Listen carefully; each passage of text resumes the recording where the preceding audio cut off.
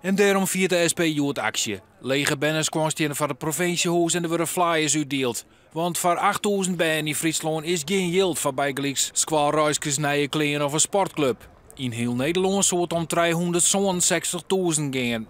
En wij vonden dat wij hier op dit moment moesten zijn omdat we binnenkort ook weer eens over TIALF gaan praten waar 106 miljoen naartoe moet. En als je er kijkt van culturele haardstad wat dat ons gaat kosten, dan denken wij bij onszelf van ja, misschien kun je je geld dan beter uitgeven aan de kinderen in armoede.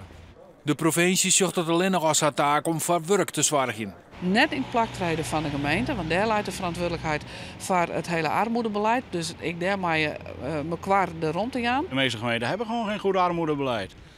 En de meeste gemeenten die bezuinigen juist daar op die minimaregelingen. Nou, en dat is gewoon hartstikke slecht. Dat kan niet.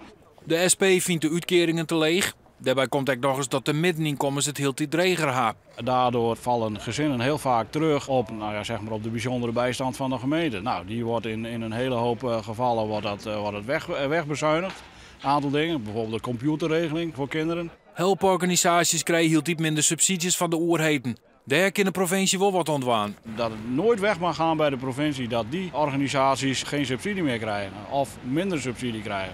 Want die organisaties zorgen er juist voor dat het wel draaglijk is voor die kinderen in Nederland. Gemeentes willen haar beleid net verooien. Wat kan de provincie nog doen? Ik zou het zien op cabinet, al is het maar ik als gebaar en om de goed bij belutsen te wijzen. Maar er staat mijn waar een actie van fietsen om erin, fietsen het verschil of wat dan ik. Maar fietsen erin is wel wat koud op dit site. Dat is te kort. Dat weet ik net. Ik bedoel ik net letterlijk fietsen, maar ik bedoel het soort actie, iets dergelijks. Maar ondacht om te vreden. Ja, en wat ik doen zal, en dat doen we al, dat is ook de taak van de provincie om dat landelijk goed op agenda te krijgen. Nou, daar wil ik me graag van inzetten.